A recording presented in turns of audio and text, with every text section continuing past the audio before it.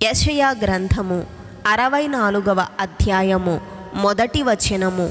గగనము చీల్చుకొని నీవు దిగివచ్చెదవుగాక, నీ సన్నిధిని పర్వతములు తత్తరిల్లునుగాక. 2వ వచనము. నీ శత్రువులకు నీ నామమును తెలియజేయుటకై అగ్ని గచ్చ పొదలను కాల్చు రీతిగాను, అగ్ని నీళ్లను పొంగజేయు రీతిగాను నీవు దిగివచ్చెదవుగాక. 3వ వచనం. జరుగును అని మేమనుకొనని భయంకరమైన క్రియలు నీవు చేయగా అన్యజనులు నీ సన్నిధిని కలవరపడుదురుగాక. నీవు దిగివచ్చెదవుగాక, నీ సన్నిధిని పర్వతములు తత్తరిల్లునుగాక. 4వ వచనం. తమ కొరకు కనిపెట్టువాని విషయమై నీవు తప్ప తన కార్యము సఫలము చేయు మరి ఏ దేవునిని ఎవడు ఏ కాలమున చూచియుండలేదు.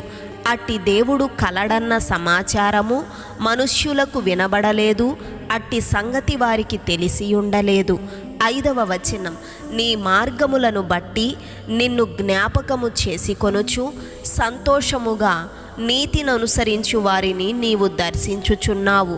చిత్తగించుము, నీవు కోపపడితివి, మేము పాపులమైతిమి, బహుకాలము నుండి పాపములలో పడియున్నాము, రక్షణ మాకు కలుగునా. 6వ వచనం. మేమందరము అపవిత్రుల వంటి వారమైతిమి, మా నీతి క్రియలన్నీయు మురికి గుడ్డవలే ఆయను. మేమందరము ఆకువలే వాడిపోతిమి, గాలివాన కొట్టుకొని పోవునట్లుగా మా దోషములు మమ్మును కొట్టుకొని పోయెను. 7వ వచనం. నీ నామమును బట్టి మొర్రపెట్టువాడొక్కడునూ లేకపోయెను. నిన్ను ఆధారము చేసుకొనుటకై తనను తాను ప్రోత్సాహపరచుకొనువాడొక్కడునూ లేడు. నీవు మాకు ముఖము చాటు చేసుకొంటివి, మా దోషముల చేత నీవు మమ్మును కరిగించి ఉన్నావు. 8వ వచనం. యెహోవా, నీవే మాకు తండ్రివి, మేము జిగటమన్ను, నీవు మాకు కుమ్మరివాడవు, మేమందరము నీ చేతి పని అయ్యున్నాము. 9వ వచనం. యెహోవా, అత్యధికముగా కోపపడకుము, మేము చేసిన దోషమును నిత్యము జ్ఞాపకము చేసి కొనకుము. చిత్తగించుము, చూడుము, దయచేయుము, మేమందరము నీ ప్రజలమే కదా. 10వ వచనం. నీ పరిశుద్ధ పట్టణములు బీటి భూములాయెను, సియోను బీడాయెను, యెరూషలేము పాడాయెను. 11వ వచనం.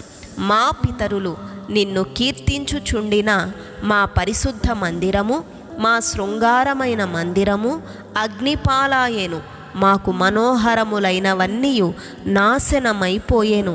12వ వచనం. యెహోవా, వీటిని చూచి ఊరకుందువా, మౌనముగా నుందువా, అత్యధికముగా మమ్మును శ్రమ పెట్టుదువా.